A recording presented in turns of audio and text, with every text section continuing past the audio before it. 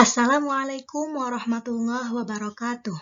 Perkenalkan, nama saya Siti Zakia Dimyati, mahasiswa Strata 1 Program Studi Pendidikan Geografi Universitas Negeri Jakarta yang saat ini sedang melaksanakan PKM atau Praktik Keterampilan Mengajar di kelas 11 IPS 1 SMA Negeri 53 Jakarta.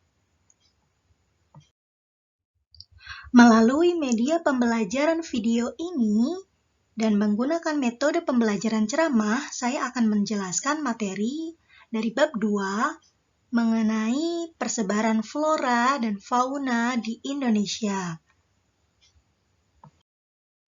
Tujuan pembelajaran yang harus dicapai ialah siswa diharapkan dapat mengidentifikasikan jenis-jenis flora dan fauna di Indonesia.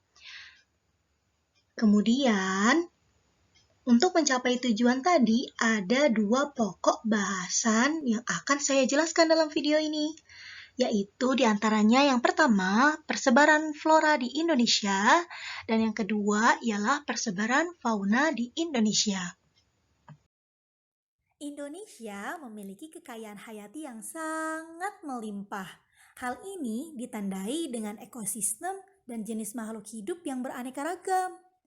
Kekayaan hayati di Indonesia nih saking melimpahnya, Indonesia bahkan menjadi 1 dari 7 negara mega biodiversity di dunia loh. Wow, keren kan? Bu, negara mega biodiversity itu apa sih?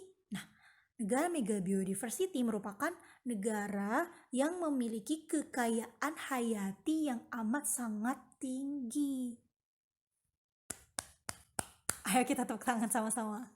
Langsung aja yuk kita bahas tentang flora dan fauna di Indonesia.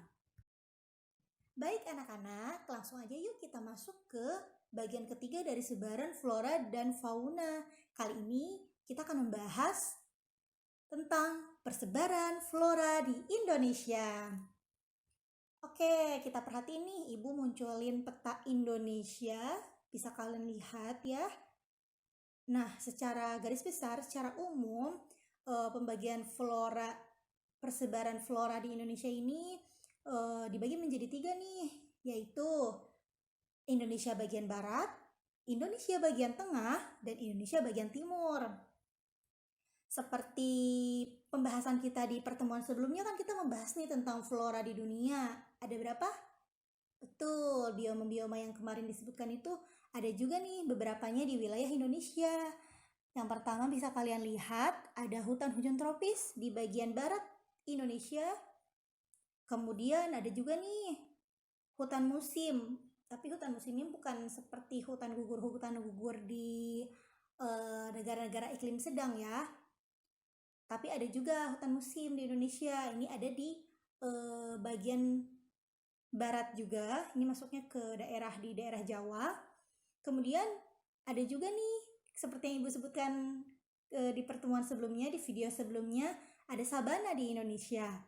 Kemudian di bagian timur nih, ada sama lagi itu hutan hujan tropis. Langsung aja yuk kita bahas satu-satu.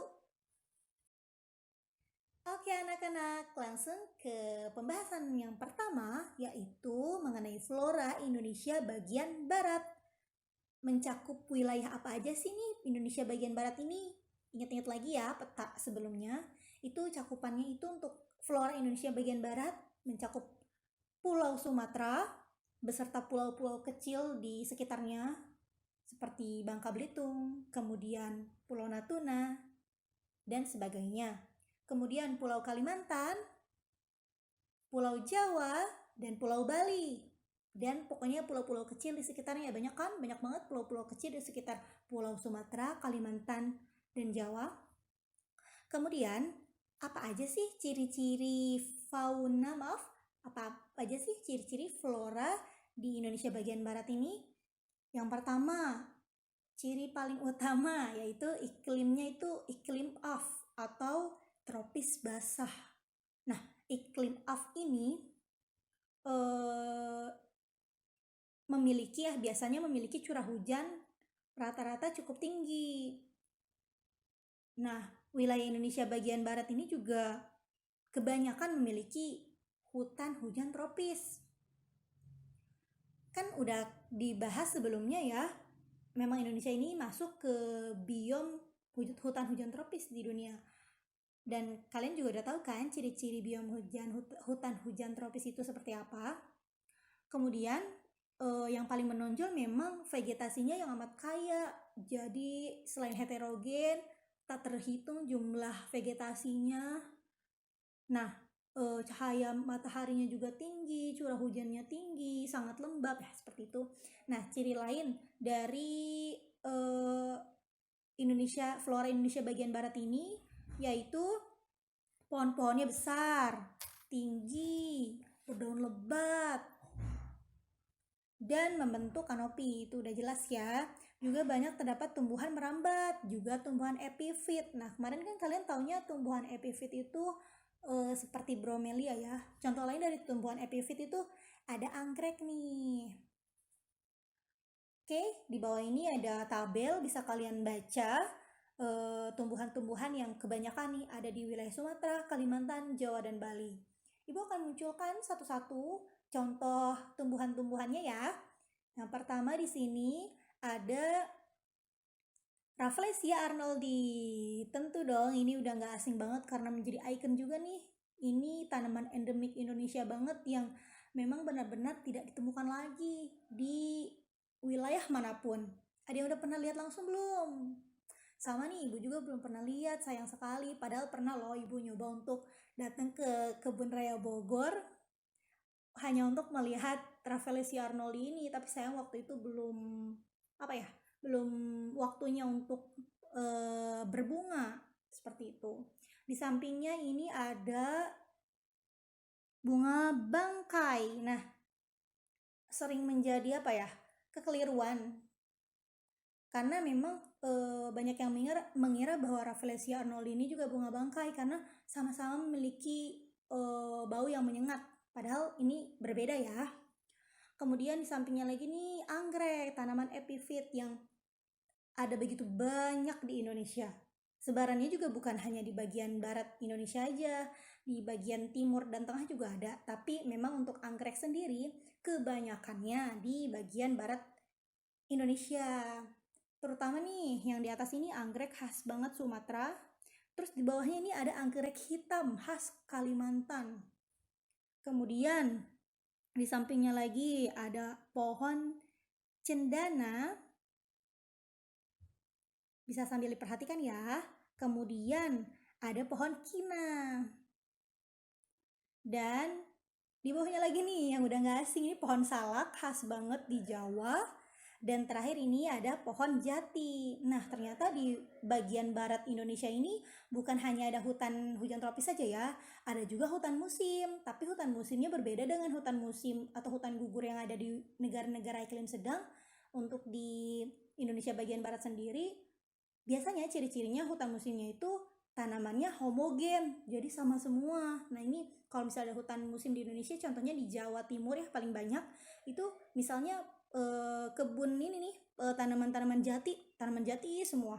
Dan pohon jati menjadi salah satu contoh pohon pohon di hutan musim karena memang akan menggugurkan daunnya ketika musim kemarau panjang, seperti itu. Oke, yang kedua yaitu flora Indonesia bagian tengah. Sebarannya ini ada disebutnya nih Kepulauan Wallacea. Kepulauan Wallacea itu mencakup apa aja sih? Yaitu Sulawesi, Maluku, dan Nusa Tenggara. Baik Nusa Tenggara Barat juga Nusa Tenggara Timur. Ciri-cirinya apa aja nih untuk flora Indonesia bagian tengah ini? Yang pertama, iklimnya atau tropis sedang. Dan ciri selanjutnya yaitu karena iklimnya iklim tropis sedang, maka curah hujannya juga kurang. Maksudnya kurang itu tidak terlalu tinggi seperti iklim off tadi. Jadi kurang lebih 60 mm per bulan. Jadi tidak tinggi curah hujannya. Kemudian vegetasi yang tumbuh di kawasan ini juga berasosiasi atau menyesuaikan dengan panas dan kering. Seperti itu. Dan contohnya apa aja nih? Vegetasi sabana dan steppe tropis di Nusa Tenggara yang ibu sebutkan memang ya, kan ada nih sabana di wilayah Nusa Tenggara Barat di Sumba. Kemudian vegetasi hutan pegunungan di Sulawesi, vegetasi hutan campuran di Maluku, seperti contohnya apa aja nih? Pala, cengkih, kayu manis, kenari, kemudian kayu eboni dan lontar ya, banyak sekali. Juga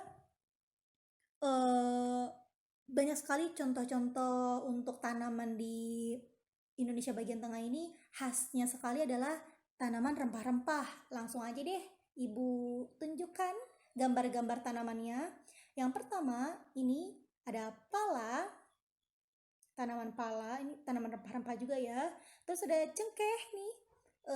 Pala dan cengkeh ini dulu saat zaman penjajahan sangat diincar loh. Bahkan makanya di Maluku itu banyak sekali dijadikan apa ya, pusat untuk rempah-rempah itu sendiri diambil oleh para penjajah, karena sangat kaya nih cengkeh pala banyaknya di wilayah Maluku.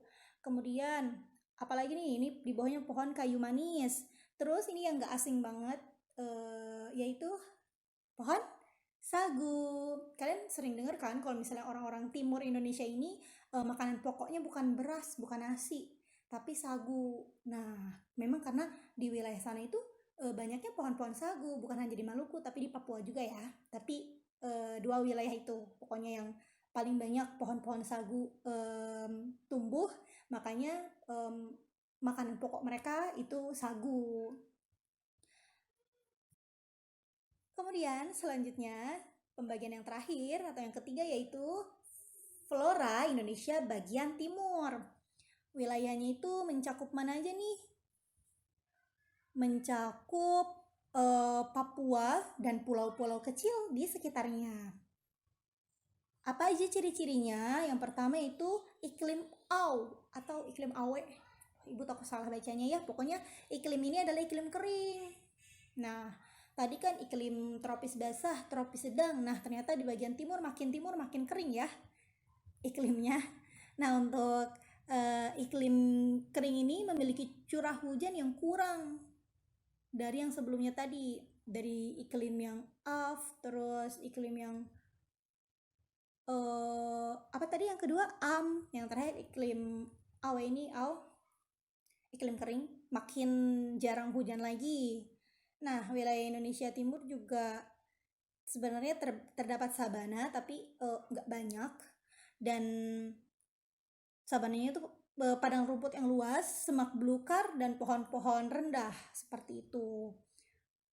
Tapi juga di Indonesia Timur ini juga hutan hujan tropisnya juga banyak, apalagi hutannya masih belum terjamah ya, maksudnya masih sangat asri sekali hutan di Papua itu. Berbeda dengan hutan-hutan hujan tropis di wilayah barat Indonesia ataupun wilayah tengah. Maaf, tengah nggak ada ya, tapi wilayah barat Indonesia. Jadi masih sangat asri. Untuk tanamannya sendiri ini, flora-floranya ini akan ibu munculkan yang paling khas di Indonesia bagian timur ini. Yang pertama yaitu, tada, pohon apakah ini? Ada yang bisa nebak gak nih? Ya, kalau kalian bisa menebak, kalian keren sekali. Ini adalah pohon eukaliptus. Eukaliptus sudah gak asing ya? Betul sekali. Pohon yang dijadikan ini loh, minyak kayu putih. Nah, ternyata banyaknya di wilayah Papua eukaliptus ini. Bahkan tanaman eukaliptus ini juga mirip dan banyak terdapat di Australia begitu. Kemudian yang paling khas banget lagi di Papua yaitu ada pohon matoa. Nah, ini ibu munculkan ya gambarnya. Oke anak-anak, kita sudah masuk nih ke bagian terakhir dari sebaran flora fauna, yaitu yang keempat, persebaran fauna di Indonesia. Lagi-lagi ibu akan menampilkan peta. Ya, jangan bosan-bosan untuk melihat peta ya di pelajaran geografi ini. Oke, di peta ini bisa kalian perhatikan. Ibu akan mengajak kalian untuk flashback ke pertemuan sebelumnya. Kan ibu udah membahas nih, masih pada inget gak di bagian fauna dunia Ya, ada seorang ilmuwan bernama Alfred Russel Wallace yang mengklasifikasikan persebaran fauna di dunia menjadi 6 bagian wilayah. Masih ingat kan? Nah, Indonesia masuk bagian mana aja sih? Ayo, masih pada ingat gak? Betul sekali. Ya, yang ada 2 bagian ya. Indonesia yang pertama ini wilayah barat Indonesia mencakup Sumatera, Kalimantan, Bali, dan Jawa itu masuk ke fauna oriental, betul. Terus bagian timur Indonesia mencakup ini apa? Maluku, pulau-pulau Maluku dan kepulauan Maluku dan Pulau Papua masuk ke tipe apa? Tipe oh iya, fauna Australian. Nah, coba deh kita lihat peta ya sama-sama. Kan Indonesia Barat masuknya oriental, timur masuknya Australian nih. Nah, kok bisa kayak gitu? Kok bisa kebagi? Kenapa nih Bu? Bisa kebagi-bagi seperti ini? Nah, jadi berdasarkan pengamatan dari Wallace ya, ilmuwan Inggris ini, Wallace berpendapat bahwa Sumatera, Kalimantan, Jawa, dan Bali pernah menjadi satu bagian dengan wilayah Asia lainnya, dengan benua Asia lainnya yang di atas sana.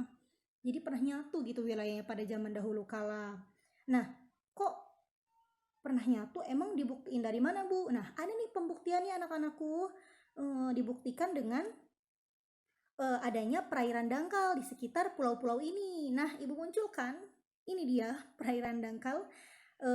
Jadi dulunya itu perairan dangkal ini yang kita sebut dengan nama paparan Sunda atau dangkalan Sunda. Jadi dulunya ini merupakan daratan. Tapi sekarang sudah tenggelam ya menjadi lautan, tapi menjadi dangkal gitu. Nah, makanya jadi saat zaman dahulu kala ini wilayah ini yang sekarang udah jadi paparan Sunda dulu kan daratan nih, makanya menjadi akses persebaran dari flora dan fauna itu. Gak heran kenapa hewan-hewan di benua Asia lainnya yang di atas sana mirip-mirip nih dengan hewan-hewan yang ada di Indonesia bagian barat ini. Begitu. Sama halnya dengan Indonesia bagian timur yang masuk ke fauna Australian ya kemarin saat penjelasan fauna dunia. Di wilayah Maluku dan wilayah Papua juga ini terdapat dangkalan juga yang udah gak asing namanya, yaitu paparan sahul atau dangkalan sahul. Jadi sama dulu juga ini dangkalan. Jadi dulu ini sebuah daratan juga yang menyatu dengan Australia dan menjadi akses penyebaran flora dan fauna pada zaman dulu kala. Nah, makanya gak aneh juga, gak asing juga bahwa hewan-hewan atau fauna yang ada di Indonesia bagian timur ini mirip-mirip dengan fauna di Australia. Contohnya kayak apa? Kayak hewan-hewan berkantung ya, kan khas sekali Australia. Di Papua juga ada seperti itu. Terus bentar deh Bu, kita perhatiin nih petanya. Tadi kan barat udah masuk oriental, terus timur masuk Australian. Nah, mereka punya nama-nama masing-masing ya. Untuk barat, faunanya disebut fauna tipe Asiatis. Untuk timur, faunanya disebut fauna tipe Australian. Nah, apa ini yang di tengah-tengah? Bisa kalian perhatikan. Ini, jadi wilayah yang tengah-tengah Indonesia ini masuk ke, ini disebutnya wilayah Wallacea. Apa tuh Wallacea?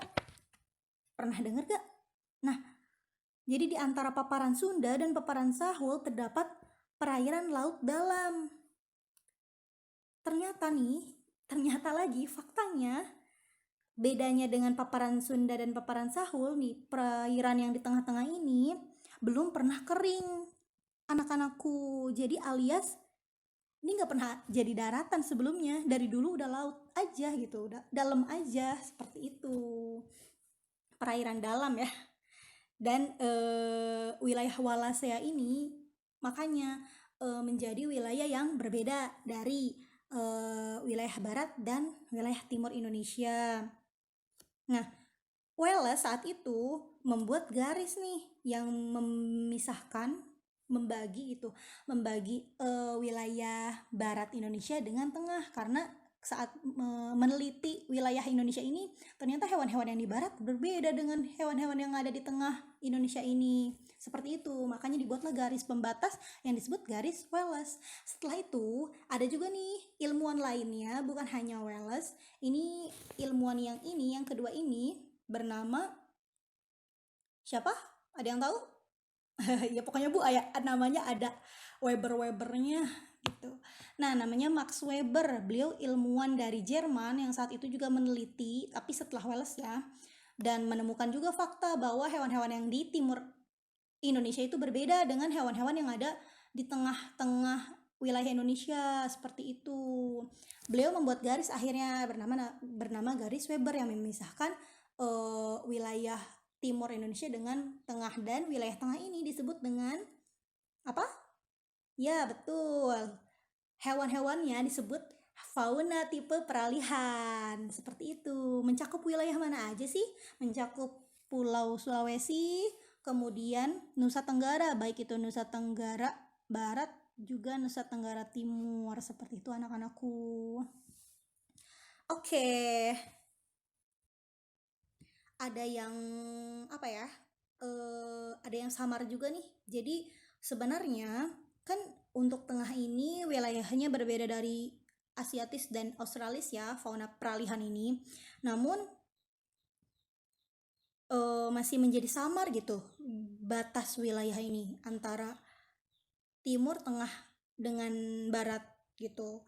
Kenapa? Karena ada beberapa fauna tipe Asia maupun tipe Australia yang beralih nih ke wilayah peralihan ini, dan mungkin bisa jadi disebabkan beberapa faktor ya, baik itu misalnya diangkut oleh manusia. Zaman dahulu kala mungkin manusia bawa-bawa hewan dari wilayah Papua ini atau wilayah Sumatera ke wilayah Sulawesi atau Nusa Tenggara itu untuk dijadikan bahan makanan, atau dipindahkannya hewan-hewan dari yang Asia, tipe Asia dengan tipe Australia ini ke wilayah peralihan untuk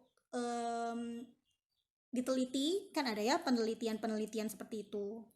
Makanya masih ada beberapa yang hewan-hewan di Asia dan Australia yang ada di peralihan juga, seperti itu. Kita langsung masuk aja yuk ke ciri-ciri. Yang pertama yaitu fauna asiatis. Pasti dong, setiap fauna memiliki ciri-ciri yang khas. Untuk fauna asiatis tersendiri, yang pertama memiliki burung-burung bersuara indah. Jadi burung-burungnya kecil-kecil tapi suaranya bagus-bagus untuk burung-burung di wilayah fauna Asiatis ini yang ada di barat Indonesia. Terus ada banyak banget ikan tawar di fauna Asiatis ini. Jadi ikan air tawar tuh sangat beragam. Contohnya ya, ada ikan belida dan masih banyak lagi ikan. Untuk burung yang bersuara indah contohnya apa? Kutilang, dan masih banyak lagi.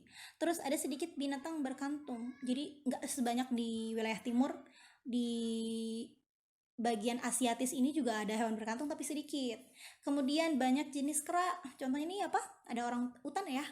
Juga banyak mamalia besar. Apa tuh? Contohnya gajah, terus harimau, badak ya, seperti itu. Oke, langsung aja yang kedua ini ada fauna Australis yang ada di bagian timurnya Indonesia. Apa aja nih ciri-cirinya? Yang pertama ya, mamalia berukuran kecil. Apa nih contohnya? Koala. Muncul gambar koala. Jadi kalau misalnya di Asiatis yang di baratnya Indonesia itu khas sekali mamalianya besar-besar. Nah, kalau di bagian timur atau fauna Australis ini malah sebaliknya. Mamalianya berukuran kecil. Paham ya perbedaannya? Oke, kemudian ciri yang kedua itu burung berbulu indah. Nah, kita balik lagi tadi kan kalau di Asiatis burung-burungnya itu suara-suaranya yang indah. Nah, kalau di Australis burung-burungnya ini si bulu-bulunya yang cantik-cantik. Nah, seperti itu. Contohnya apa? Nih ada kakatua raja. Kemudian jenis ikan laut beragam. Nah, lagi-lagi berlawanan dengan Asiatis yang tadi ikan air tawarnya yang sangat beragam. Nah, kalau di timur atau di fauna Australis ini malah jenis ikan lautnya yang sangat beragam. Nih ada contohnya, arwana Papua. Kemudian sedikit jenis kera. Nah, ini adanya contohnya walabi kecil ya. Dan terakhir banyak binatang berkantung. Ini udah sangat tidak asing ya. Ini ada kanguru pohon. Yang ada di Indonesia ini khas sekali kanguru pohon. Mirip kan dengan wilayah fauna-fauna di wilayah Australia, itu banyak kanguru seperti itu. Dan yang terakhir yaitu fauna peralihan. Kita lihat yuk apa aja ciri-cirinya. Yang pertama, merupakan campuran dari fauna asiatis dan australis. Nah, yang ibu sebutkan tadi ya, jadi menjadi campuran gitu hewan-hewan dari asiatis dan australis adanya di fauna peralihan ini. Kemudian memiliki coraknya tersendiri atau khas, beda dari fauna-fauna lain ya. Apa nih contohnya? Nah, ini dia yang menjadi ikon dari Indonesia, kebanggaan kita, itu komodo. Kemudian tidak terdapat di bagian barat maupun timur. Nah, ini dia. Karena ibu bilang tadi, nih di fauna peralihan ini banyaknya hewan-hewan endemik nih yang gak ada nih di wilayah lainnya. Walaupun beberapanya juga udah mulai bercampur-campur, yang tadi ibu sebutkan juga ada beberapa faktor yang menyebabkan hewan-hewan di wilayah lain akhirnya beralih atau pindah jadi ada gitu di wilayah peralihan ini. Apa aja sih Bu contoh-contohnya? Ibu munculkan ya, ada ikan cakalang, maleo, anoa, kuskus beruang, dan ya komodo.